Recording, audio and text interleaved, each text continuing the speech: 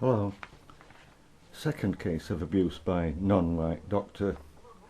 Sometime around late summer, early autumn of 2013, I attended an appointment at my local Grove surgery to have my remaining ingrowing toenail removed.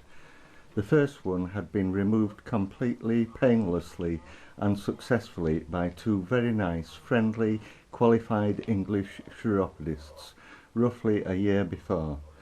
For the second, I was with strangers, an overweight Englishwoman as assistant to an Asian doctor or whatever of very dark and deeply pitted skin, whose face had the most miserable fixed expression throughout the appointment, which was rather disconcerting from the outset as he stared through me with those big, dead-looking eyes. Although very slow of speech, the Asian's main characteristic was his impatience for the anaesthetic injected into the base of my toe to work. He started asking me if it was numb yet far too soon, and this made me increasingly tense and uncomfortable. When I asked if my backrest could be lowered to save the strain on my neck (brackets hurt when I was hit by an Asian taxi driver as I was cycling 4 years previously, close brackets, and the assistant obliged before going away to the sink, the doctor suddenly stabbed his needle hard under my toenail, causing me to pull away and say loudly, "Ouch!" The assistant immediately trivialized the incident, saying, "Oh, that sounds like the anaesthetic hasn't taken." The doctor merely stared blankly at me for a moment before half-heartedly making his excuse and agreeing to give me the second, and I believe routine, shot of anaesthetic. But I was now alarmed and very suspicious, so I kept lifting my head to watch him, and when I reported, as the doctor tested my toe, that it was finally completely numb, and the nail was then surgically removed, the doctor further insulted me by applying the slightest, mere single wipe of my bleeding toe with the tiniest of lint containing the solution which prevents nail regrowth. On the previous occasion, the nice English ladies had spent 10 or 15 minutes applying, washing off and reapplying the solution.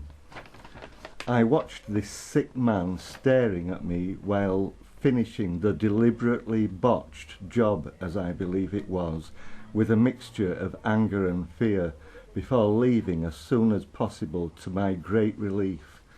As fully expected, I now have a little stump of a toenail where there should have been none.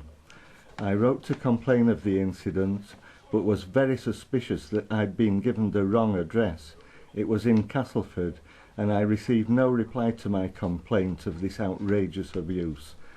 So I wrote again after a fortnight telling them to forget about it, as I hadn't the time or inclination to pursue yet another seemingly pointless complaint about NHS staff abusing me. I had recently started my YouTube uploads and had to put my energy into that.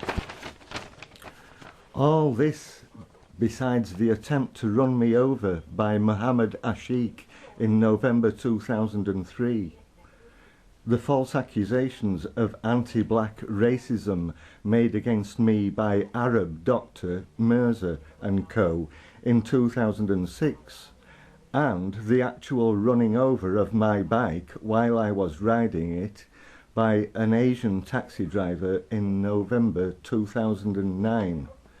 What the is going on here, I might ask, and is there any wonder that I am terrified by the brutal, corrupt response of the local police to my YouTube video complaint about yet another mosque opening a mere 50 yards away from the block of flats where I live in the centre of Wakefield?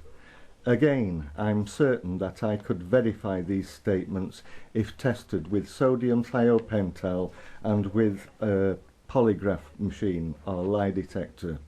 Thank you.